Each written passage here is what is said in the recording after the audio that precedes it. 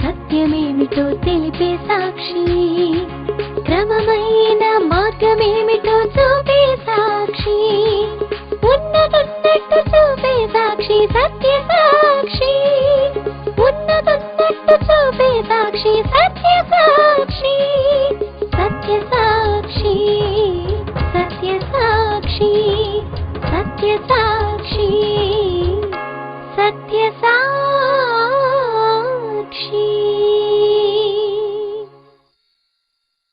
సత్య సాక్షి అను మా టీవీ కార్యక్రమమునకు ప్రేమపూర్వక ఆహ్వానము. సత్య సాక్షి.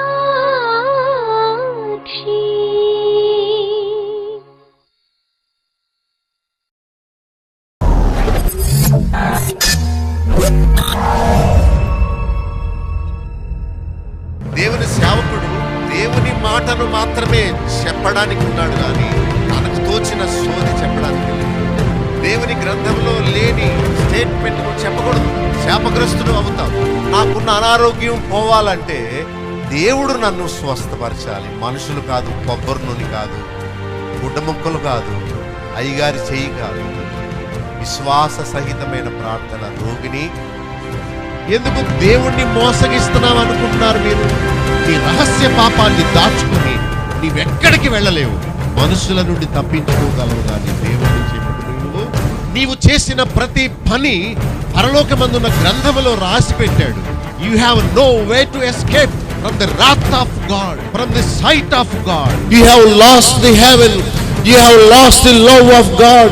నీకు తెలుసు పాస్టర్ గారు, నీకు తెలుసు మందిరం, నువ్వు చదువుకున్నావు బైబిల్ని, నీవు పాడావు ఎన్నో పాటల్ని, కానీ ఇస్కరియోతు యూదా లాంటి యుక్తితో నీవు జీవించావు. నీ పాపమే నిన్ను పట్టింది. ఈ సమయంలో ప్రభు వస్తే నీ పరిస్థితి ఏంటి? ఆ భయంకరమైన అగ్నిగుండం తప్పించుకోండి. ఈ లోకంలో మీరు నీతిమంతులుగా మార్చబడితేనే ఆ నీతి రాజ్యంలోకి వెళ్తారు. ఈ రాత్రి మీరు మారకపోతే ఒకవేళ మార్పు చెందే అవకాశం మీకు ఉండదేమో.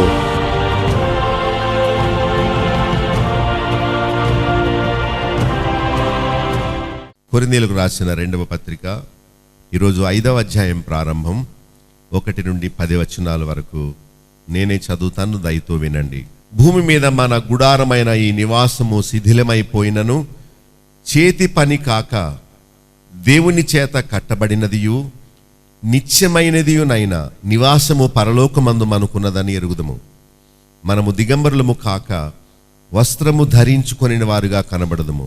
కాబట్టి పరలోకము నుండి వచ్చు మన నివాసము దీనిపైన ధరించుకొనని అపేక్షించుచు దీనిలో మూలుగుచున్నాము. ఈ గుడారములో ఉన్న మనము భారము మోసుకొని మూలుగుచున్నాము. ఇది తీసివేయవలనని కాదు గాని మర్త్యమైనది జీవము చేత మృంగివేయబడినట్లు ఆ నివాసమును దీనిపైన ధరించుకున్న కోరుచున్నాము. దీని నిమిత్తం మనలను సిద్ధపరిచిన వాడు దేవుడే, మరియు ఆయన తన ఆత్మను సంచకరమును మనకు అనుగ్రహించి ఉన్నాడు. వెలిచూపు వలన కాక విశ్వాసము వలననే నడుచుకొనుచున్నాము. గనుక ఈ దేహములో నివసించుచున్నంత కాలము ప్రభువునకు దూరముగా ఉన్నామని ఎరిగి ఉండి ఎల్లప్పుడూ ధైర్యము గలవారమై ఉన్నాము. ఇట్లు ధైర్యము కలిగి దేహమును విడిచిపెట్టి ప్రభువునొద్ద నివసించుటకు ఇష్టపడుచున్నాము. కావున దేహమందున్నను దేహమును విడిచినను ఆయనకిష్టులమై ఉండవలనని మిగులు అపేక్షించుచున్నాము. ఎందుకనగా తాను జరిగించిన క్రియల చొప్పున అవి మంచివైనను సరే చెడ్డవైనను సరే దేహముతో జరిగించిన వాటి ఫలమును ప్రతివాడును పొందునట్లు మనమందరము క్రీస్తు న్యాయపీఠం ఎదుట ప్రత్యక్షము కావలయును. చిన్న ప్రార్థన. తండ్రివైన దేవా, గత కాలమంతా ఈ కొరింథీ పత్రికల్లో ఉన్న అధ్యాయాల్లో ఉన్న ప్రతి లైను, ప్రతి వచనము, ప్రతి పదములోని మాధుర్యాన్ని మాకు చవి చూసేలా చేశారు. నిన్ను గూర్చి బాగా తెలుసుకొని నీ మార్గాలు బాగుగా ఎరిగిన వారమై అయినా మేము మీ సన్నిధిలో ప్రవేశించాలి. లోకము భూసంబంధమైన వాటి మీదే మనసు పెట్టుకుంది. అయితే మేమైతే పైనున్న వాటిని వెదికేవారుగా మమ్మల్ని కొద్ది మందిని మీరు సిద్ధపరిచినందుకు స్తోత్రాలు. నీ సన్నిధి, నీ వాక్యము మాకు అనుగ్రహించండి. నీ ఆత్మ ద్వారా తండ్రి లేఖనములోని సత్యాలు గ్రహించినట్లు మా కళ్ళు తెరవవలసిందని యేసు నామములో వేడుకొనుచున్నాం తండ్రి, ఆమేన్. 4వ అధ్యాయం చివరి భాగాన్ని చూసాము. కావున మేము అధైర్యపడము, బాహ్య పురుషుడు క్షీణిస్తున్నా మేము అధైర్యపడము. ఎందుకంటే శ్రమలు ఎక్కువయ్యే కొలది మరి పరసంబంధమైన నిరీక్షణ మాలో కలుగుతుంది. దేవుడు మనల్ని తన రాజ్యము కొరకు సిద్ధపరుస్తాడు. మేళ్ళు చేసి కాదు, శ్రమల గుండా నడిపించి మనల్ని సిద్ధపరుస్తాడు. భక్తుల అనుభవాలన్నీ అంతే. పాత నిబంధన ఏంటి, కొత్త నిబంధన ఏంటి? శ్రమల ద్వారా దేవుడు వారిని నడిపించి, వారిలో దీనత్వాన్ని కలిగించి, వారిని పరిపూర్ణులుగా చేసి, ఆ మీదట వారిని ఆయన రాజ్యములో ప్రవేశపెట్టాడు. మోషే మహిమ గురించి చెబుతూ, అది అంతకంతకు తగ్గిపోవచ్చున్న మహిమ. మన శరీర మహిమ కూడా అలాంటిదే. పిల్లలుగా ఉన్నప్పుడు పసిపిల్లాడి దేహం చాలా మంచి ఆరోగ్యంగా ఉంటుంది. కానీ యవనస్తులైన తర్వాత బలంగా ఉంటారు. కానీ మధ్య వయసు వృద్ధాప్యంలోకి వచ్చేటప్పటికి అందరూ బలహీనం అవ్వాల్సిందే. ఈ గ్లో అంటే శరీర అందము, శరీర వెలుగు, మహిమ అంతకంతకు ఏమవుద్ది, తగ్గిపోద్ది. డాక్టర్స్ అంటారు స్త్రీలలోనేంటి పురుషుల్లోనేంటి 27 సంవత్సరాలు వచ్చే వరకు గ్రోత్ ఉంటుందట, ఎదుగుతారు. 27 నుండి మళ్ళా కౌంట్ డౌన్ ప్రారంభం అవుతుంది. అయ్యో అంత ఈజీనా, అంత సింపులా? 27 సంవత్సరాలకే మనం ముసలి వాళ్ళం అయిపోతామా అంటే, దేవుడు ఎలాంటి సిస్టంతో మనల్ని తయారు చేస్తే మనం అలా ఉంటామండి. పూర్వకాలంలో 900 ఇయర్స్, ఆల్మోస్ట్ 1000 ఇయర్స్ బ్రతికేలా దేవుడు చేశాడు. వాళ్ళు పాపులని చెప్పి వాళ్ళ ఆయుష్ను 1000 సంవత్సరాల నుంచి సడన్గా 120కి చేశాడు. మేకర్ ఇష్టం.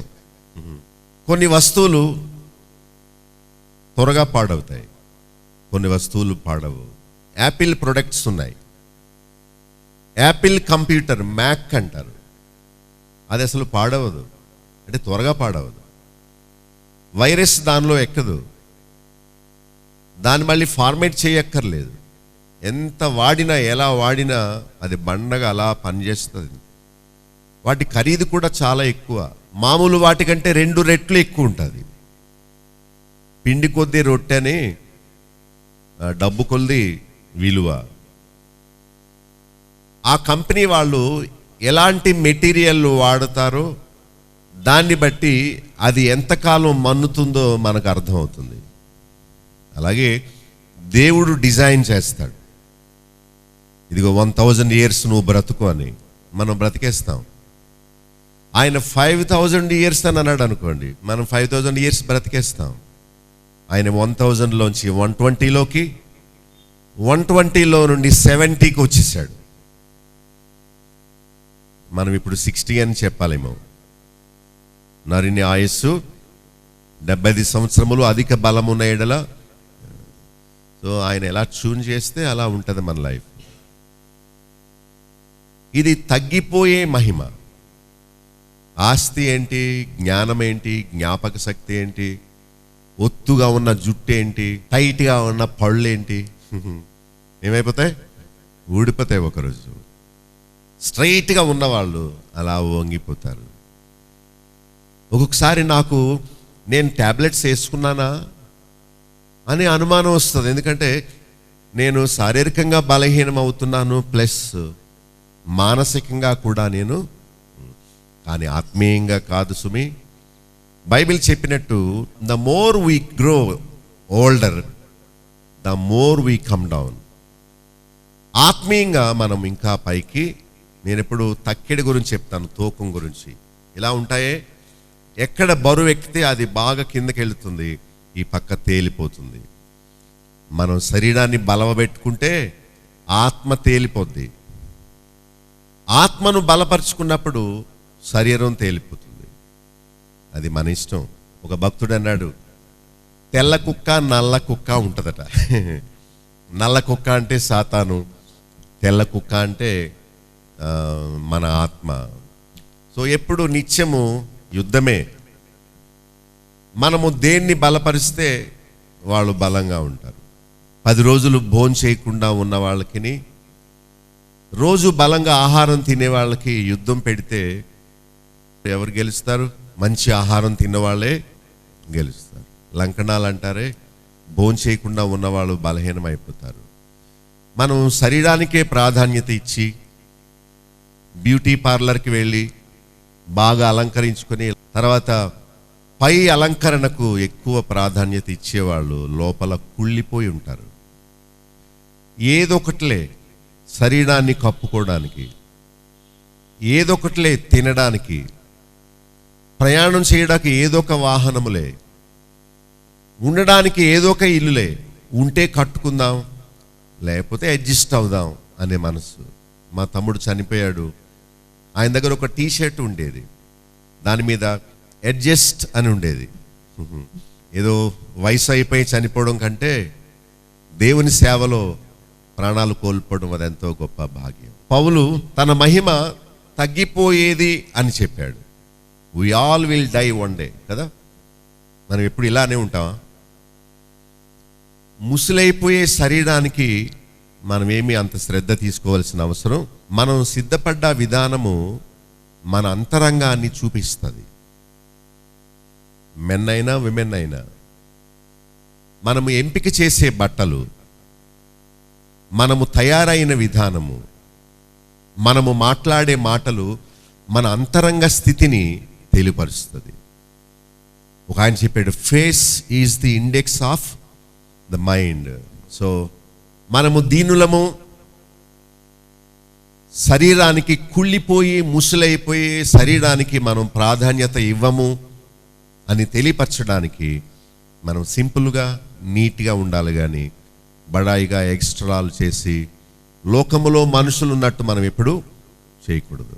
మనం ఏమై ఉన్నామో మనం సిద్ధపడిన విధానమే చెప్తుంది. పౌలు సువార్త సేవలో ఎంతో శ్రమలు పడ్డాడు, కానీ ఒక నిరీక్షణతో ఉన్నాడు. తన ముందు దేవుడు ఆయనకు జీవ కిరీటాన్ని వాగ్దానం చేశాడు కనుక ఆ కిరీటం కొరకు తాను ఓపికతో శ్రమలను అనుభవిస్తున్నాడు.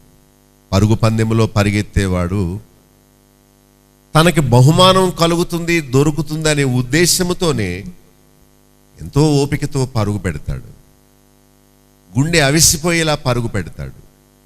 మనం కూడా దేవుడు నాకు గొప్ప బహుమానాన్ని వాగ్దానం చేశాడు, దాన్ని నేను పొందబోచున్నాననే నిరీక్షణ కలిగి ఈ లోకంలో శ్రమలను సహించుకోవాలి. దేవునికి కానుక ఇచ్చినప్పుడు మనం నిజంగా డబ్బులు పోగొట్టుకుంటాం. దేవుడు నాకు ఇచ్చిన డబ్బును నా స్వంతానికి వాడుకోకుండా తిరిగి ఆయన సేవ కోసం ఖర్చు పెడతాను. దేవుడికి తెలుసు యోగ్యమైన వాళ్ళ చేతిలో ఆయన బాధ్యతలు అప్పగిస్తే దాన్ని యోగ్యంగా ఖర్చు పెడతానని. సో ప్రేమించే మనస్సు నీకుంటే దేవుడు పొందుపరుస్తాడు. ఏదైనా వస్తువును ఎక్కువ వాడితే త్వరగా అరిగిపోద్ది కదా. మన శరీరమైనా అంతే. ఎక్కువ రెస్ట్ తీసుకుంటే మన లైఫ్ స్పాన్ పెరుగుతుంది, ఎక్కువ అరగదీస్తే త్వరగా చచ్చిపోతాం. అయినా పర్వాలేదు, పౌలు ఎలా దేవుని పరిచర్యలో నిరీక్షణ కలిగి పనిచేశాడు. స్వార్థంగా కాదు, మనకున్న డబ్బు మన స్వార్థం కోసం ఉపయోగించుకోకూడదు, ఇతరుల కోసం. ప్రభు చెప్పాడు, నీకు 2 ఉంటే 1 ఇచ్చేయమని చెప్పాడు. 1 మైలు రమ్మంటే 2 మైళ్ళు నడవమన్నాడు. నిన్ను నీవు ఎలా ప్రేమించుకుంటావో ఆపదలో కష్టంలో ఉన్న వాళ్ళని కూడా అలా నిన్ను వలె నీ పొరుగు వారిని ప్రేమించు. నిజంగా దేవుడు మన హృదయంలో ఉన్నట్టు గుర్తు మనము తీసుకోము. ఏం చేస్తాం? ఇస్తాం ఆయన కార్యాల కొరకు. ప్రభు ప్రేమను చాటి చెప్తాం. పౌలు అలా చేశాడు. తాను అధైర్యపడడం లేదన్నాడు, నిరుత్సాహపడడం లేదన్నాడు. ఏ పరిస్థితులు మనలను నిరుత్సాహపరచకూడదు. ఆర్థిక ఇబ్బందులు నిరుత్సాహపరచకూడదు. ప్రక్క వాళ్ళు మనల్ని విమర్శ చేస్తున్నారు అనుకోండి, అప్పుడు కూడా డిస్కరేజ్ అవ్వకూడదు. తర్వాత రోగాలు మనల్ని బలహీనపరచకూడదు, పతనాలు మనల్ని బలహీనపరచకూడదు, వృద్ధాప్యం మనల్ని బలహీనపరచకూడదు, శత్రువులు మనల్ని బలహీనపరచకూడదు, ఇంకా సాతాను మనల్ని బలహీనపరచకూడదు, తెల్ల వెంట్రుకలు మనల్ని బలహీనపరచకూడదు, ముడతల పడే శరీరం మనల్ని బలహీనపరచకూడదు. ఈ లోకంలో ఉన్న మోసగాళ్ల వల్ల మనము బలహీనపడకూడదు. పిల్లలు మనల్ని బలహీనపరచకూడదు. స్నేహితులు మనల్ని విడిచిపెట్టినప్పుడు మనం బలహీనపడకూడదు. భార్య కానీ భర్త కానీ ఎవరికి ఛాన్స్ ఇవ్వకూడదు. ఛాన్స్ ఇవ్వడం అంటే వాళ్ళు నిరుత్సాహపరుస్తారు, కృంగదీస్తారు, మన మీద ఉన్న ఆ ఫైర్ మీద నీళ్లు జల్లుతారు. వదిలే అంటారు. వాళ్ళ మాటలు విని ఎప్పుడు మనం వెనుకంజ జీలు ఆ సంతోషం అలాగా కొనసాగనివ్వాలి. చేతులు ఎత్తేయడం అంటే ఇక నా వల్ల కాదు అని ఆగిపోవడం. నది ఈదేవాడు మధ్యలో మైండ్ మార్చుకొని చేతులు దించేసాడు అనుకోండి, కాళ్ళు చేతులు కొట్టుకోకుండా అలా ఉంచేసాడు అని ఏమైపోతాడు? మునిగిపోతాడు. So never give up. Paul అన్నాడు, మేము అధైర్యపడము. నాతో చెప్పండి మీరు కూడా, కావున మేము అధైర్యపడము. Never quit. క్విట్ అంటే వదిలేయడం. క్విట్ ఇండియా అంటే ఏంటి? ఉద్యమం తెలుసా? చూడదాం అన్నమాట, వదిలేసి వెళ్ళిపో అని. పౌలు అన్నాడు, వీ ఫెయింట్ నాట్. ఫెయింట్ అయిపోవడం అంటే మూర్ఛపోవడం. పరిగెత్తి పరిగెత్తి పరిగెత్తి ఆగిపోయి ఇక నా వల్ల కదా వెళ్ళిపోండి నేను వదిలేస్తాను అని ఎప్పుడు లాస్ట్ మూమెంట్ వరకు, తుది శ్వాస విడిచేంత వరకు మనం ఎప్పుడూ చేతులు పైకి ఎత్తకూడదు. శ్రమల్లో దేవునికి ఒక ఉద్దేశం ఉన్నది అనుకోవాలి. ట్రబుల్స్ ఒక ఆపర్చునిటీస్గా అనుకోవాలి. ఒకవేళ మీకు పెన్ పేపర్ ఉంటే రాసుకోండి, ట్రబుల్స్ ఆర్ ఆపర్చునిటీస్ అనుకోవాలి. 5వ అధ్యాయాన్ని ఆయన ప్రారంభిస్తూ, భూమి మీద మన ఈ గుడారమైన ఈ నివాసము శిథిలమైపోతుంది కానీ చేతి పని కాక దేవుని చేత కట్టబడినది నిత్యమైనదైన నివాసం పరలోకమందు మనకున్నదని ఎరుగుదము. మనం తెలుసుకోవాలి, ఇది శాశ్వతమైన నివాసము కాదని మనం తెలుసుకోవాలి. మనము దిగంబరులము కాక వస్త్రము ధరించుకొనిన వారుగా కనబడదుము. దిగంబర ఆత్మలంటే తెలుసా? Naked spirits. శరీరానికి ఎలా వస్త్రము తప్పనిసరియో మన ఆత్మ దిగంబరత్వాన్ని కప్పుకోవడానికి కూడా ఆత్మకు వస్త్రమంతా అవసరం. దేవుని నమ్మని వారందరూ నేకెడ్ పీపులే. దేవుని జీవము ఎరుగని వారందరూ నడిచే శవాలు. వాళ్ళు బ్రతుకుతున్నారు కానీ వారికి జీవము లేదు. వాళ్ళ శరీరానికి వస్త్రాలు ఉన్నాయి కానీ దేవుడిచ్చే రక్షణ వస్త్రం వారి ఆత్మలను కప్పలేదు. అందుకనే వారు వెలుగులోకి రాలేక ఆదాము అవ్వల వలె చెట్ల వెనకాల దాక్కుంటారు. వస్త్రం ఉన్నవాడు ధైర్యంగా వెలుగులోకి వస్తాడు. వస్త్రాలు లేనివాడు వెనుక చీకట్లో దాక్కుంటాడు. ప్రభు అన్నాడే, స్నేహితుడా, వస్త్రము లేక నువ్వు పెండ్లి విందులోకి ఎందుకు వచ్చావు? వాడు మౌని అయి ఉన్నాడట, ఏం చెప్పకుండా. వాడిని కాళ్ళు చేతులు కట్టి వెలుపళ్ళ చీకట్లో పడవేశారు, త్రోసివేశారు. అక్కడ ఏడ్పును పండ్లు కొరుకుటయు. People are worried about the home here on this earth. పరలోక నివాసం కోసం కాదు వాళ్ళ యొక్క తృష్ణ. ఏంటో అదొక పిచ్చి. వాళ్ళకు తెలుసు చచ్చిపోవాలని, వాళ్ళకు తెలుసు ఈ లోకం శాశ్వతమైంది కాదని. అవివేకులు, అజ్ఞానులు తుచ్చమైన ఈ లోక సంపాదనలో ఉండి పరలోకాన్ని పోగొట్టుకుంటున్నారు. ఇప్పుడు ఒక సామెత చెప్తాను నేను. బ్రెడ్ ఆర్ ఎ పెన్నీ అంటే నీకు పెన్నీ కావాలా, బ్రెడ్ కావాలా?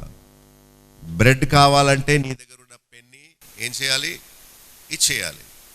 అప్పుడు ఆ బ్రెడ్ పొందుతావు. ఇది కావాలా, అది కావాలా? ప్రభు చెప్పాడు, తన ప్రాణమును కాపాడుకునేవాడు దానిని పోగొట్టుకుంటాడు. దాని నిమిత్తము తన ప్రాణాన్ని పోగొట్టుకున్నవాడు దానిని సంపాదించుకుంటాడు. That is the great truth. ఈ లోక సౌభాగ్యం కోసమే నీవు బ్రతికితే నీవు దాన్ని పోగొట్టుకుంటావు. ఆత్మీయమైన సన్యాసి అయిపోవాలి. నీవు ఎప్పుడవుతావు? తుచ్చమైన ఈ కోరికలకు ఎప్పుడు సెలవు పెడతావు? లోక సంపాదన కాదు, ఆత్మల సంపాదన అని ఎప్పుడు అనుకుంటావు? ఈ లోక ఫ్యాషన్స్ నేను అనుసరించను, నేను ప్రభు దృష్టిలో నేను మార్కులు సంపాదించుకుంటాను అనుకోవాలి. ఇక్కడ పౌలు గొప్ప నిరీక్షణ కలిగి ఉన్నాడు. ఏంటి ఆ నిరీక్షణ అంటే, ఒక నిత్యమైన నివాసము పరలోకమందు నాకున్నది, నాకు వాగ్దానము చేయబడింది. అది మనుషులు కట్టింది కాదు. ఎలాంటిది? చేతి పని కాక దేవుని చేత కట్టబడిన నిత్యమైన నివాసము పరలోకమందు మనకున్నదని మీరు. We all should know that there is an eternal home that Christ is building for us all. We should come to know. మనం తెలుసుకోవాలి. ఈ లోక ఇల్లు కట్టుకోవడానికి ఎంత తాపత్రయపడతారు. ఆయన వచ్చి అన్నాడు, మా ఇంటి పని మొదలు పెట్టామండి, ప్రార్థన చేయండి అని. It's okay. ఒకవేళ ఆ గృహప్రవేశానికి నన్ను పిలిస్తే నేను చెప్తాను ఏమనంటే, ఈ లోకములో ఇల్లు కట్టడానికి నీ శ్రమ, నీ డబ్బు, నీ సమయం అంతా అయిపోయింది. నీకు పరలోకములో ఇల్లున్నదా? ఈ లోకములో అద్దె ఇంటిలో గుడారములో నివసించినా పర్వాలేదు, స్వంత ఇల్లు ఈ లోకములో లేకపోయినా పర్వాలేదు, మనం అక్కడ ఇంటిని సంపాదించుకోవాలి. అది నిత్యమైన నివాసం. పరలోకములో భూకంపాలు వస్తాయా? గాలిదుమ్ములకు ఆ నివాసం కొట్టుకుపోతుందా? కొట్టుకుని వెళ్ళదు. ఇంకా చదువుకుందాం దాని గురించి. 2వ వచనంలో, దిగంబరులుగా కాక వస్త్రము ధరించుకొనిన వారుగా కనబడాలి. దిగంబరులుగా పిచ్చోళ్లే కనిపిస్తారు రోడ్డు మీద కదా. బుద్ధి ఉన్నవాళ్ళు, బుర్ర ఉన్నవాళ్ళు ఎప్పుడు నేకెడ్గా ఉండరు. వాళ్ళు వస్త్రము ధరించిన వారుగా కనిపిస్తారు. కనుక మనం కూడా మన ఆత్మను దిగంబరత్వంతో ఉంచుకోక, దేవుడిచ్చిన నీతి అనే వస్త్రాన్ని, రక్షణ అనే వస్త్రాన్ని, తెల్లని వస్త్రాన్ని మన ఆత్మకు మనం కలిగి ఉండాలి. దిగంబరులుగా కాక వస్త్రము ధరించుకొనిన వారిగా కనబడతామనే నిరీక్షణ. We will not be shame.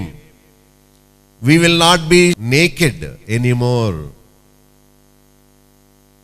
మన దేశంలో చచ్చిపోయిన వాళ్ళని వివస్త్రాలు చేసి తగలబెడతారు. ఎందుకో మరి అలా. క్రైస్తవులు అయితే స్నానం చేయించి మంచి బట్టలేసి, ఆయన సూట్ వేసుకుంటే సూట్ వేసి టై కట్టి, ఆయన వాచ్ ఆయనకి పెట్టి, ఆయన షూస్ ఆయనకి వేసి, ఆయన కళ్ళద్దాలు ఆయనకి పెట్టి ఇలా పడుకోబెడతారు. Glorious thing. ఒక ఊరు ప్రయాణం వెళ్ళేవాడు ఎలా స్నానం చేసి మంచి బట్టలు ధరించి చక్కగా చెప్పులు వేసుకుని వెళతాడు, అదే పర్సన్, అదే పేరు, కానీ స్థలము మార్పు, ఇక్కడ నుండి పరలోకానికి. సో గొప్ప మార్పు. 5వ వచనంలో, దేవుడే ఆ నివాసం కొరకు మనల్ని సిద్ధపరుస్తాడు. ఎవరు సిద్ధపరుస్తారు? దేవుడే. తన ఆత్మ ద్వారా మనల్ని, పెళ్లి కుమార్తెను అందరూ కలిసి ఎలా అలంకరిస్తారో అలా దేవుడు తన ఆత్మ ద్వారా మనల్ని ఏం చేస్తాడు? ఎస్తేరును హేగే అలంకరించాడు. అలాగే దేవుడు తన ఆత్మ ద్వారా మనల్ని కూడా ఆయనకి ఇష్టలుగా ఎలా ఉంటే బాగుంటుందో ఆయన ఆత్మకు తెలుసు కనుక ఆయన ఆత్మే మనల్ని పెళ్లి కుమార్తెలా సిద్ధపరుస్తాడు. మనం ఆయనకి అవకాశాన్ని ఇవ్వాలి. ఆత్మను సంచకరువును, మనకు సంచకరువు అంటే గ్యారంటీయర్ అని పేరు. సంచకరువు అంటే నిశ్చయత ఇచ్చేవాడు. దేవుని ఆత్మ మనలో ఉంటే ఊగిపో చేయడు. వాళ్ళందరూ మెంటల్ వాళ్ళందరూ. ఊగిపోయేది దురాత్మ స్పిరిట్. అభిషేకాలని, స్వస్థతలని, హీలింగ్స్ అని ఏవేవో చెప్తారు, అవన్నీ దొంగల వాళ్ళందరూ.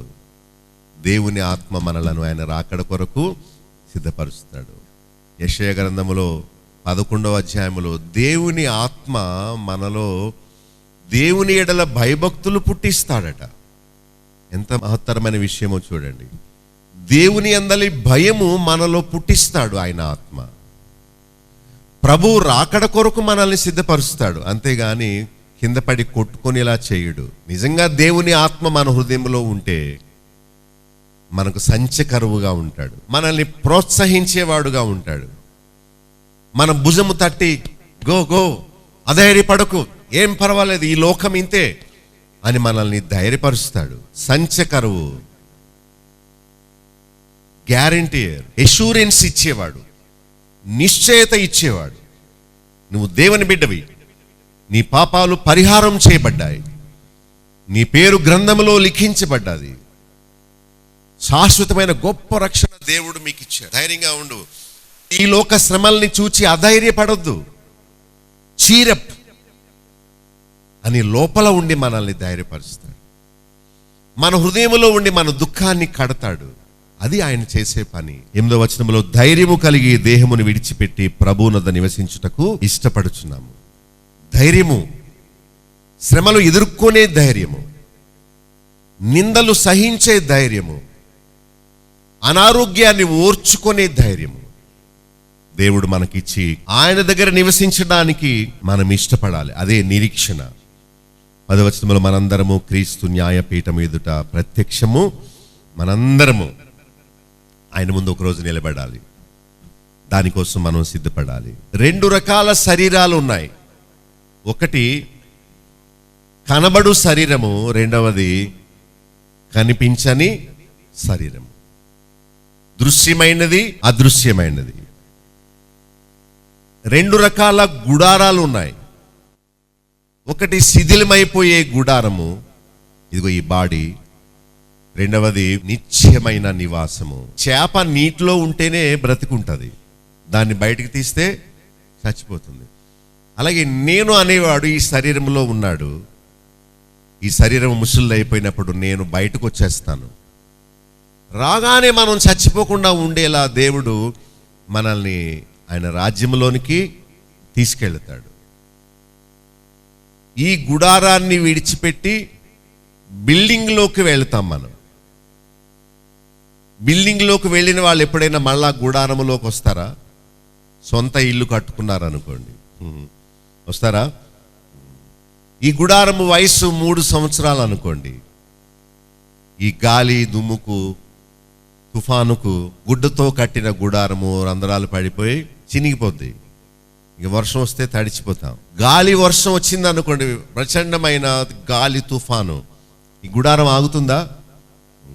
అయితే మంచి బిల్డింగ్లో ఉన్నాం అనుకోండి, ఎలాంటి గాలి తుఫాను వచ్చినా మనకి ఎలాంటి భయము ఉండదు.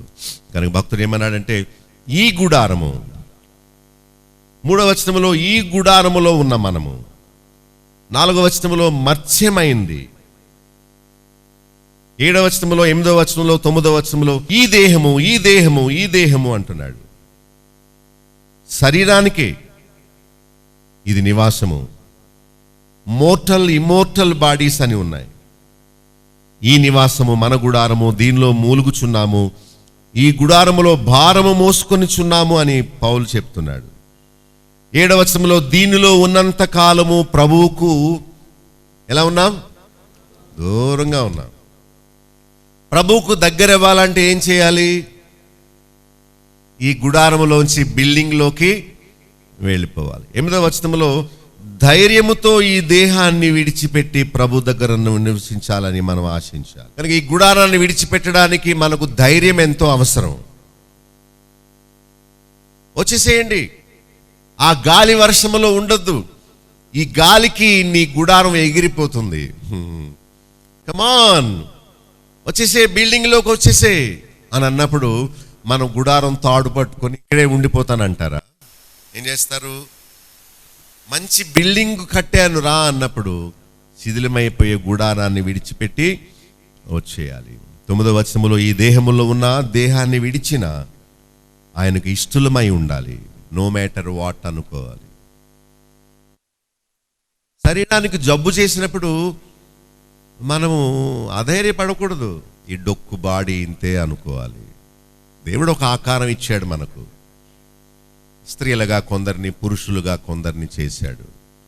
రైలు ప్రయాణంలో మధ్యలో పరిచయమైన వాళ్ళు మధ్యలో దిగిపోయినట్టు ఒక భార్య, ఒక భర్త మధ్యలో ఒగ్గేస్తారు, వదిలేస్తారు. పిల్లలు కూడా పెళ్లిళ్ళు చేసుకుని వెళ్ళిపోతారు. మనమలు కూడా తాత అని ముద్దు పెట్టి వెళ్ళిపోతారు, దగ్గర ఉండరు. ఇలా రామ్మా రామ్మా అనే కొలది బాయ్ బాయ్ తాతయ్య అని వెళ్ళి కారు ఎక్కేస్తారు. మన ఆశ అంతా అడియాస అయిపోతుంది. వాళ్ళు వెళ్ళిపోయాక ఏడుస్తాం, ఎక్కడుందో మనవరాలు మనవడు అని. వృద్ధాప్యంలో ఉన్న వారికి వాళ్ళే కాలక్షేపం. ఇదొక స్కిట్, ఇదొక సినిమా, ఇదొక భ్రమ. అన్ని పెట్లు ఒకలా ఉంటే ఎలాగా గుర్తుపట్టడం కుదరదు కదా. మీకు ఒక ఆకారం ఇచ్చాడు, నాకు ఒక ఆకారం ఇచ్చాడు, కొందరిని పురుషులుగా కొందరిని స్త్రీలుగా.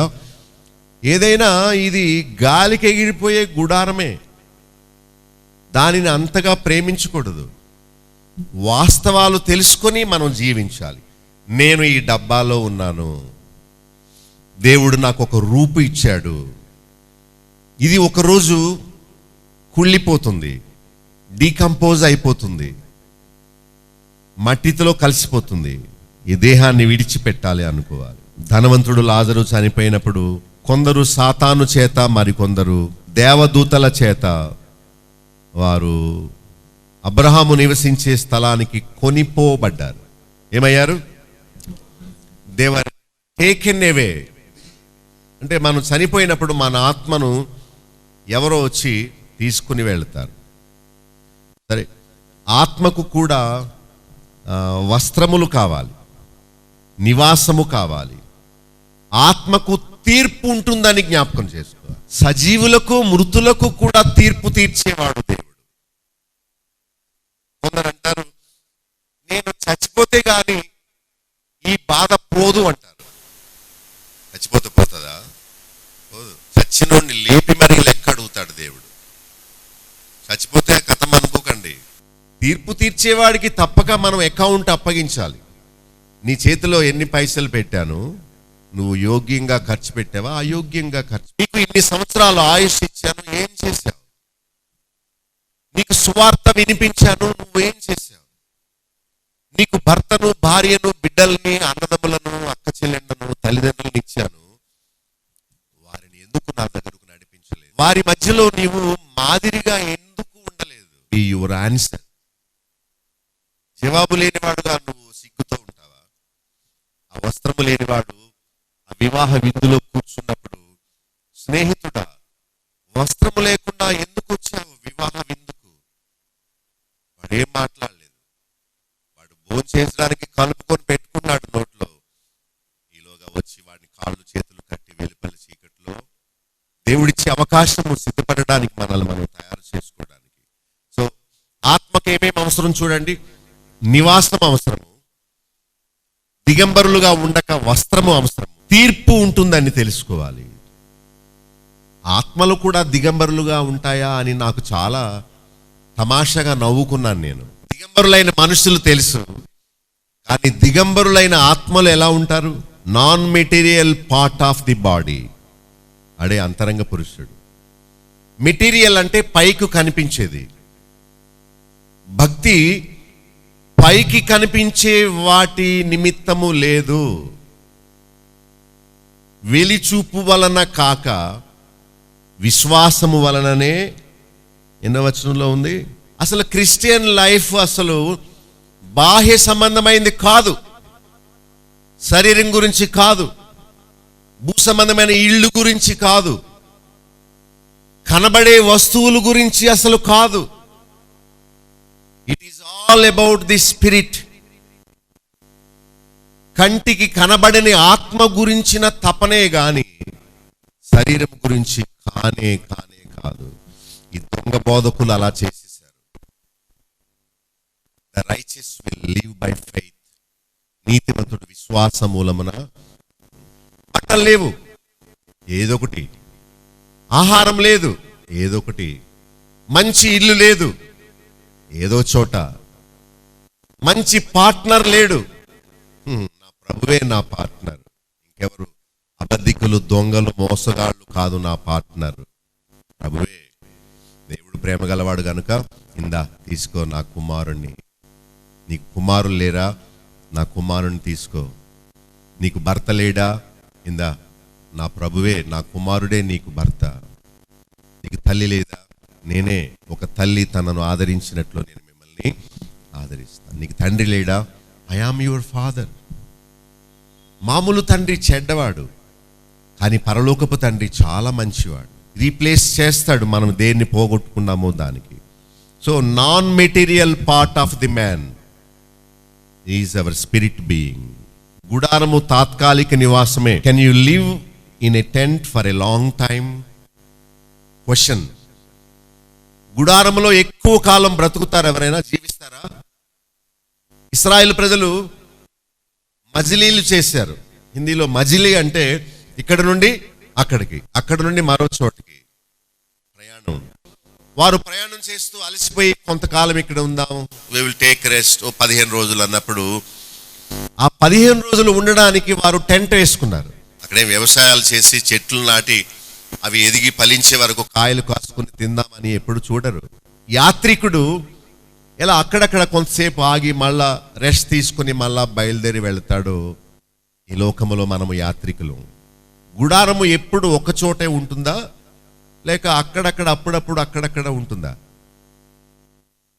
షామియానా పందిర్లు అంటారు కదా, ఇప్పుడు ఒకసారి ఉంటాయా? ఇక్కడ తీసి అక్కడ వేస్తాడు, అక్కడ తీసి ఇంకొక చోట. సో మన శరీరం కూడా ఒక టెంట్ వలె ఇక్కడ కాసేపు అక్కడ కాసేపు అలా తిరుగుతూ తాత్కాలికమైన నివాసం అనుకోవాలి. పైగా ఇది ఓల్డ్ టెంట్.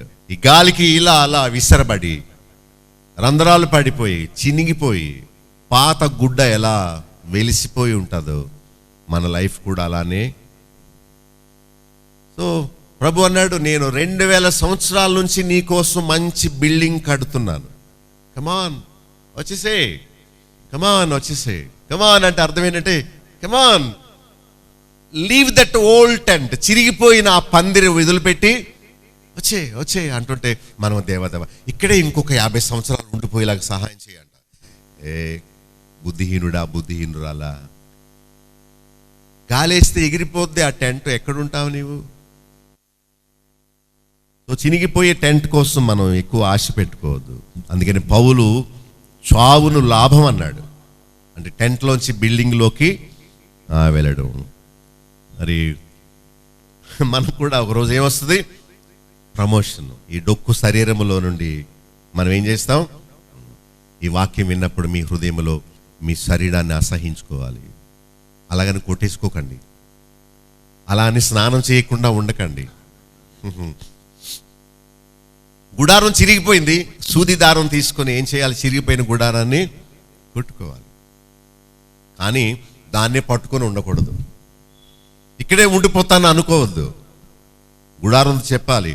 ఒకవేళ ప్యాచ్ పడితే ప్యాచ్ చేయించుకున్నా, బైక్ ప్యాచ్ పడితే ఏం చేస్తాం? ఎంచుకుంటారా? సో ఈ శరీరానికి ఒక్కొక్కసారి ప్యాచ్ పడుతుంటుంది, కన్నీళ్ళు వస్తుంటాయి, వంగిపోద్ది, చిరిగిపోద్ది, వర్షానికి తడిసిపోతాం. అయినా కొంచెం ప్యాచ్ వర్క్ చేసుకుని టెంపరల్ లివింగ్ కనుక, తాత్కాలిక నివాసం కనుక ఏదో కాలక్షేపం చేయడానికి కాస్త మనం రిపేర్ చేసుకోవాలి. కానీ ఇక్కడే ఉండిపోవడానికి ఇష్టపడకూడదు. నీవు టెంట్లో ఉంటావా బిల్డింగ్లో ఉంటావా అంటే ఏం కోరుకుంటావు? బిల్డింగ్ కావాలి. టెంట్ అస్థిరమైంది ఈ లోక ప్రయాణంలో. అక్కడ కాపుదల ఉండదు, క్షేమం ఉండదు, ఎండ వాన గాలి, సంతోషంగా ధైర్యంగా జీవించలేము. ఒక అడవిలో మీకు టెంట్ వేసి పడుకోమని పడుకుంటారా? పాములు వస్తాయి చిన్న గ్యాప్లో నుండి. మనిషి వాసన 2 మైళ్ళ దూరము నుండి సింహము వాసన చూడగలదట. మనిషి వచ్చే స్మెల్. గొర్రెల మంద వెళ్తుంటే ఎలా వస్తుంది వాసన మనకి? కానీ సింహము 2 మైళ్ళ దూరములో తన ఎర ఎక్కడుందో చెప్పగలదు. మనం ఎలా ఉంటాం? కనుక గుడారములో పడుకున్న వాళ్ళు ఎలా ధైర్యంగా ఉండలేరో, మనం కూడా ఈ శరీరం అనే గుడారంలో నివసిస్తున్నాం కనుక మనకు ధైర్యం ఉండదు. ఎప్పుడు డామ్ అంటదో తెలియదు. పెద్ద కారణం ఏమి అక్కర్లేదు. ఒక బ్యాడ్ న్యూస్ చాలు గుండె ఆగిపోవడానికి. చిన్న వార్త, చిన్న హిట్ చాలు. ఓ బ్లడ్ అంతా కారిపోక్కర్లేదు. చిన్న ఎవరైనా గుద్దితే చాలు ప్రాణం పోవచ్చు. ఈ తోలుతో కట్టిన గుడ్డుతో కట్టిన గుడారము ఎగిరిపోవడానికి పెద్ద కారణమేమీ అక్కర్లేదు. సాతాను గాబరా పెడతాడు, తొందర పెడతాడు. గట్టిగా గాలిదుం వచ్చింది అనుకోండి అని, అంటే మన గుడారం ఇలా ఇలా ఊగిపోతా ఉంటే వాడు అంటాడు అంటాడు అనమాట. వాడు కొమ్ములు వేసుకొని ఈ అన్నాడు. సాతాను ఎలా ఉంటాడు తెలుసు మీకు? వాడు నల్లగా కొమ్ములు వేసుకొని కూరలు వేసుకొని వాడు ఉప్పు అని ఊతాడు. మన గుడారం ఎగిరిపోతుంది అనుకోండి, వాడికి ఎంత ఆనందమో. గుడారం ఒకరోజు పడిపోవాలి, మనం దానిలోంచి బయటకు వచ్చేయాలని వాడు చూస్తూ ఉంటాడు. వాడి పనే అది. మన శరీరానికి అనారోగ్యాన్ని కలిగిస్తాడు, కన్నీరు కలిగిస్తాడు. మనం ఎప్పుడు అనుకోవాలి, ప్రభువా ఎప్పుడు వస్తావు? నన్ను ఈ గుడారములోంచి నీవు కట్టిన బిల్డింగ్లోకి ఎప్పుడు తీసుకెళ్తావు? I'm longing for that. Longing అంటే ఆశతో ఎదురు చూడడం, ఈ శరీరాన్ని ప్రేమించకపోవడం, ఈ శరీరాన్ని నమ్ముకోకపోవడం. గుడ్డతో ప్లాస్టిక్తో చేసిన గుడారము చిరిగిపోతుంది. మీరు దీన్ని వీడి మంచి స్థలానికి వెళ్ళడానికి ఇష్టపడాలి. దీనిలో ఉన్నంత కాలము మనం దాన్ని కాపాడుకోవాలి, కానీ దానికి అతుక్కుపోకూడదు. మనుషులు చేసినది ఇది. ఆ బిల్డింగ్ అయితే చెప్పండి, ఎవరు చేసింది? దేవుడు చేసింది. దాని కొరకు నిరీక్షించాలి. ఈ లోక గృహము కావాలా, పరలోక గృహము కావాలా? ఇల్లు లేని వారు ఎవరన్నా ఉంటారా? ఎవరుండరు. అయితే ఆత్మకు మనం నిత్య నివాసాన్ని కోరుకోవాలి. ఈ లోక నివాసానికి మన శరీరం నివాసం, ఈ లోక మనుగడకు. పరలోక మనుగడకు ప్రభువు నిర్మించే బిల్డింగే మనకు ఆత్మకు నివాసం. ఇక్కడ ఉంటూ దాన్ని సంపాదించుకోవాలి. గల్ఫ్ దేశాలకు వెళ్ళిన వాళ్ళు అక్కడ నుండి డబ్బు పంపిస్తారు. ఈ దేశంలో ఉన్న వాళ్ళు బిల్డింగ్ కడతారు. సో వాళ్ళు కొంతకాలానికి రిటర్న్ వచ్చి వాళ్ళు కట్టుకున్న ఇంటిలో వారు నివాసం. మరి మీరు మెటీరియల్ పంపుతున్నారా మీ దేశానికి? సిమెంటు, ఐరన్, ఇసుక ఏం చేస్తుండాలి? వాళ్ళ ఆ దేశం నుండి డబ్బు పంపినట్టు మనం కూడా మెటీరియల్స్ పైకి పంపిస్తూ ఉండాలి. అప్పుడు ఆయన కడతా ఉంటాడు. నేను చెప్పానే, ఎవరో ఇల్లు పని చేసుకుంటున్నారని మేము వెళ్ళి చూసినప్పుడు స్లాబ్ వేస్తుంది అంతే. ఇప్పుడు మళ్ళా గోడలు కట్టడం మొదలు పెడుతున్నారట. నువ్వు డబ్బు పంపకుండా ఇల్లు ఎలా పూర్తవుద్ది? హలో, ఏంటి ఫోన్ చేస్తలేదు ఈ మధ్య దేశం నుండి? పైసలు పంపు, పని ఆగిపోయింది, ఇల్లు మధ్యలో ఆగిపోయింది. మనం ఖర్చు పెట్టే ప్రతి డబ్బు పరలోకములో మనకు నివాస స్థలాన్ని మనం కట్టుకుంటున్నాం. శాశ్వతమైన దానికోసం మనం పాటుపడాలి, కానీ ఎగిరిపోయే ఈ గుడారము కోసం కాదు. మరి ప్రభుతో ప్రధానము చేయబడిన వారు వివాహములో ఆయనతో ఆ నివాసములో నిత్యము ఉంటారు. ఆ ఇల్లు ఎంత అందంగా ఉంటుందో. ఒకరోజు ఈ ఇల్లు మారాలి. మనం పాడుపడిన కొంప నుండి నూతన గృహానికి మనం వెళ్ళిపోవాలి. ఇల్లు మార్పుడు ఇష్టమా మీకు? ఒక ఫ్యామిలీ వచ్చారు, వాళ్ళు ఎంతసేపు 2 నెలలు ఈ ఇంట్లో, మరి 2 నెలలు ఆ ఇంట్లో, 2 నెలలు ఆ ఇంట్లో. కొంతమంది ఫోన్ నెంబర్ మారుస్తూ ఉంటారు, నెలకో నెంబరు. మరి ఏంటో ఆ దురలవాటు. సెల్ ఫోన్ వచ్చినప్పుడు కొన్నాను ఒక్క నెంబరు, ఎన్ని సంవత్సరాలు అయిందో ఇప్పటి వరకు అదే నెంబర్ వాడుతాను నేను. సో మొత్తం మీద మనము పాడుబడిన ఈ పాత ఇంటిలోంచి మనం మంచి ఇంట్లోకి వెళ్ళిపోవాలి. ప్రభువునందు నిద్రించిన వారిని దేవుడు అక్కడికి రమ్మని పిలుస్తాడు. చనిపోయిన వారిని చూసి అయ్యో పాపం అంటాం, వాళ్ళు మనల్ని చూసి అయ్యో పాపం అనుకుంటారు.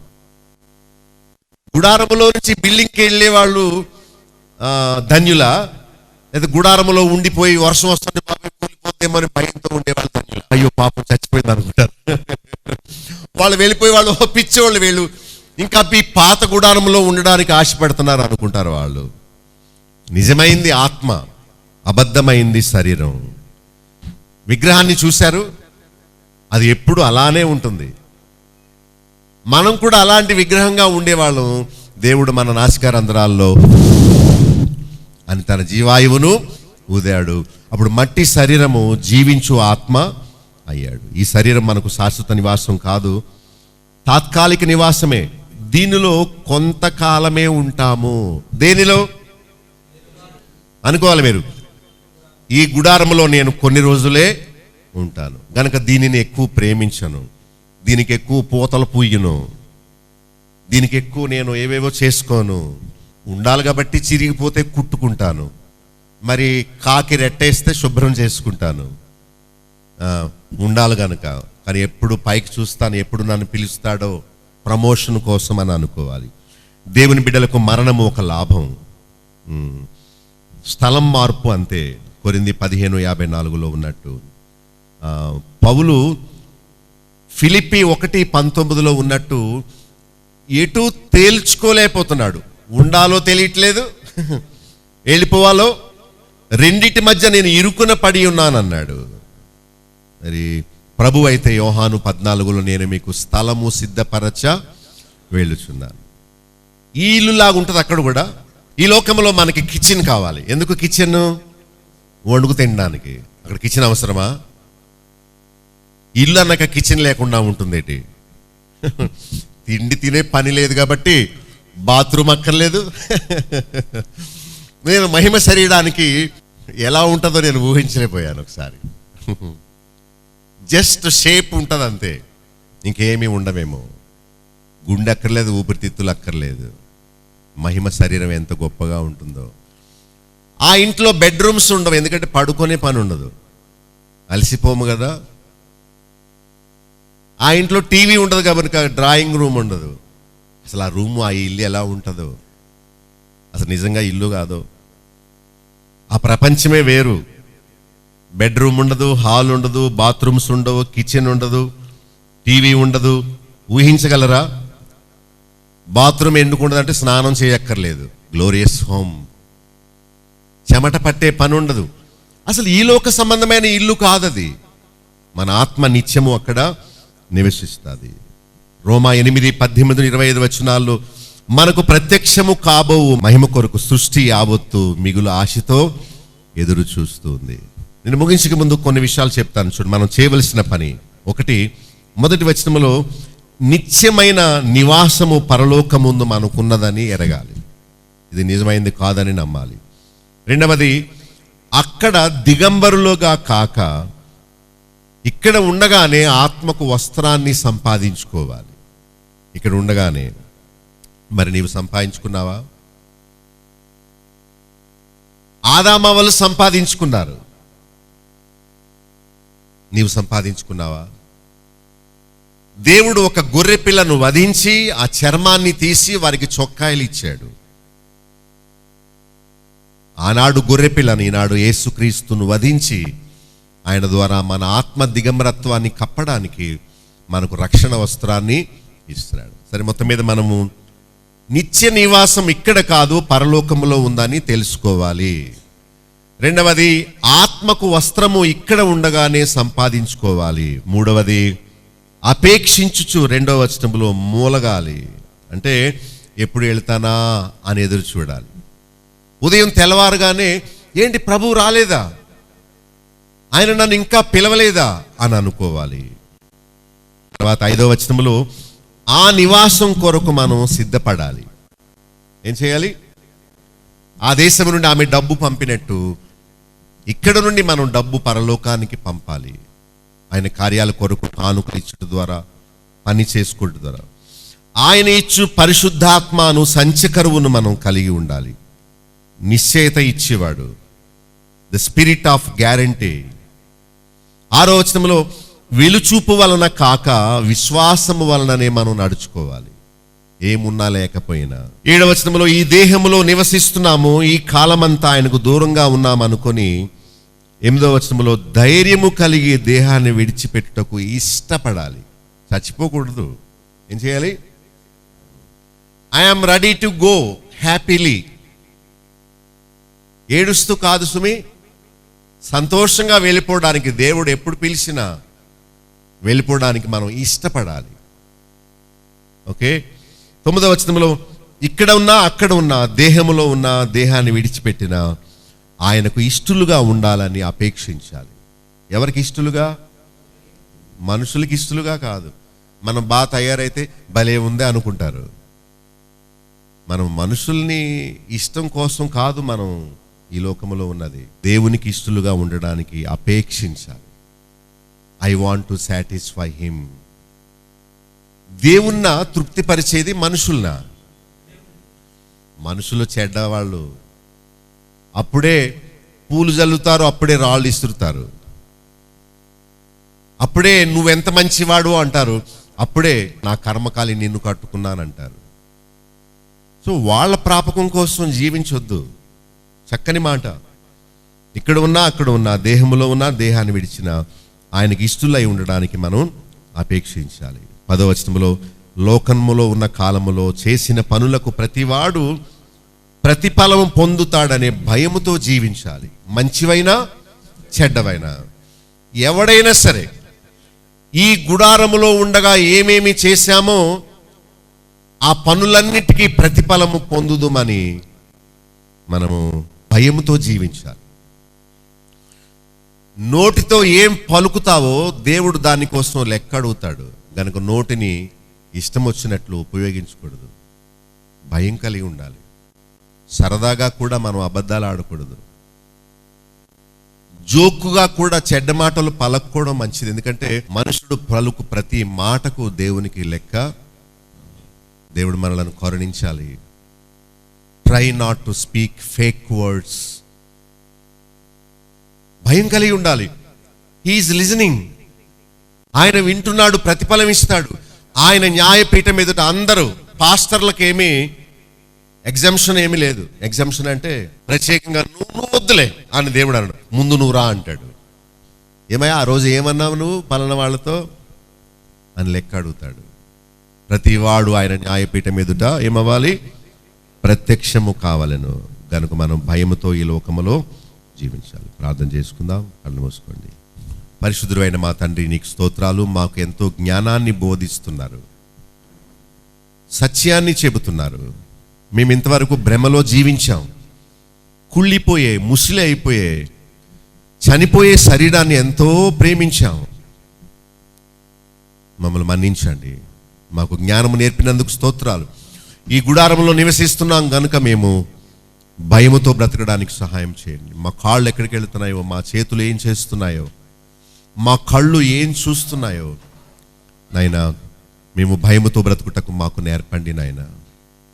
ఒకరోజు మేము మీ ముందు చేతులు కట్టుకొని నిలబడాలని, మేము పలికే ప్రతి మాటకు నీకు లెక్క ఒప్పచెప్పాలని మాకు ఈరోజు జ్ఞానం బోధించారు గనక ఒళ్ళు దగ్గర పెట్టుకుని మాట్లాడడానికి మాకు కృప చూపండి. ఈ లోక శరీరాన్ని మేము ప్రేమించగా నిత్య రాజ్యము కోసం మేము సిద్ధపడడానికి మాకు కృప ఇవ్వండి. కొరింథీ పత్రిక 5వ అధ్యాయంలో ఎన్నో ఆశ్చర్యకరమైన సంగతులు మాకు తెలియపరిచారు. మీరు మా కోసం సిద్ధపరిచే అయినా మహోన్నతమైన ఆ నివాసములో మేము నిత్యం ఉండడానికి నేను మీ పిలుపు కొరకు లేకపోతే మీ రాకడ కొరకు మీరే మమ్మల్ని సిద్ధపరచవలసిందని ఈరోజు వచ్చిన బిడ్డలందరినీ మీరు దీవించి టీవీ ద్వారా వాక్యం వినే వారందరినీ మీరు ఆశీర్వదించవలసిందని యేసు నామములో వేడుకొనుచున్నాం తండ్రి. ఆమేన్. మన తండ్రి అయిన దేవుని ప్రేమ, కుమారుడైన యేసుక్రీస్తు వారి కృప, పరిశుద్ధాత్మిక సహాయము, సహవాసము ఆయన రాకడ కొరకు మనలందరినీ తన నిత్య రాజ్యము కొరకు సిద్ధపరిచి కాపాడునుగాక. ఆమేన్. సత్యసాక్షి టీవీ కార్యక్రమంలోని ఉపదేశాలు మీరు వింటున్నారు కదా, వాటిని అర్థం చేసుకుంటున్నారా లేక అపార్థం చేసుకుంటున్నారా? ఈ కార్యక్రమాల్లోని ఉపదేశాలు ఎవరినో ఉద్దేశించి చెప్పినవి కావు, లేక తప్పు బోధకులను మార్చుటకు తలపెట్టినవి కావు. సామాన్య ప్రజలకు ప్రభువు భక్తిని, యథార్థమైన క్రైస్తవ జీవితాన్ని నేర్పించి అబద్ధ బోధకుల ఉచ్చు నుండి వారిని తప్పించే ప్రయత్నమే. ఈ కార్యక్రమంలో మీరు వినే సత్యాలకు మీరు సమ్మతిస్తే నాతో చేతులు కలపొచ్చు. రండి, సత్య సాక్షులుగా రోషంగా జీవించి పడిపోయిన క్రైస్తవ సమాజాన్ని పునర్నిర్మిద్దాం. మీకు తల ఎత్తే ప్రశ్నలు లేక ఈ విషయమై మీకున్న అభిప్రాయాలు నేరుగా నాతో పంచుకోవచ్చు. నాకు ఫోన్ చేయండి. మీకు వచ్చే ప్రశ్నలకు నేను సమాధానం చెప్తాను. నా ఫోన్ నెంబర్ 9440111250. మరొకసారి చెప్తాను, 9440 111250. ఈ నెంబర్కి ఎప్పుడైనా ఫోన్ చేయొచ్చు. అనారోగ్యాల గురించి, ఆర్థిక ఇబ్బందుల గురించి, మరేవో సమస్యల గురించి కాక క్రైస్తవ సిద్ధాంతాలు, తప్పు బోధలను గురించి నాకు ఫోన్ చేయండి. మీతో తప్పక నేను సమయం తీసుకొని ఆ విషయమై చర్చించి సత్యమును గురించి మంచి అవగాహన నేను మీకు ఇవ్వడానికి ప్రయత్నం చేస్తాను. ఇవేవో క్రొత్త విషయాలు కాదు. బైబిల్ తెరిచి చూడండి, పలానా అధ్యాయములో పలానా వచనములో దేవుడు ఏం చెప్తున్నాడో చూడండి అని మీకు చూపించే ప్రయత్నమే కానీ క్రొత్త బోధ లేక ఎవరినో విమర్శించే పని కాదు సుమా. సత్యాన్ని మీకు తేటపరిచే పనే సత్యసాక్షిగా నేను మీకు అందిస్తున్నాను. మీరు కూడా నా వలె సత్యము గూర్చిన రోషము కలిగిన వారా అయితే నాతో చేతులు కలపొచ్చు. మనందరము సత్యసాక్షులుగా ఈ లోకంలో నిలబడి తప్పు బోధలకు, తప్పు బోధకులకు ఒక సింహ స్వప్నముగా నిలబడి ప్రజలను లేక క్రైస్తవ సమాజాన్ని సరి అయిన మార్గంలో నడిపిద్దాం. ప్రతిరోజు గంట సేపు ప్రసారమయ్యే ఈ వినూత్నమైన కార్యక్రమాల గురించి మీ స్నేహితులకు, మీ బంధువులకు చెప్పండి. సత్య అసత్యాల గురించి చర్చించండి. సత్యం కోసం నిర్భయంగా ముందుకు రండి. చేతులు కలపండి. క్రొత్త సమాజాన్ని నిర్మిద్దాం. ప్రజలను తప్పు బోధల నుండి, తప్పు మార్గాల నుండి, వేషధారణ నుండి, నామకార్థ భక్తి నుండి తప్పించి రక్షణ, మారు మనసు, పరిశుద్ధ జీవితంలోనికి నడిపిద్దాం. సత్యసాక్షి. మా చిరునామా బాబులోక్ గండి, chairman, Bethel assembly, Nallajerla. Pin code 534112, పశ్చిమ గోదావరి జిల్లా, ఆంధ్రప్రదేశ్. మా ఫోన్ నంబర్స్ 088818277333. మా సెల్ నెంబర్ 9440111250. మరొక సెల్ నెంబర్ 9000000803. మా ఈమెయిల్ ఐడి satysakshiTV@gmail.com. మా వెబ్సైట్ www.bethelassembly.net.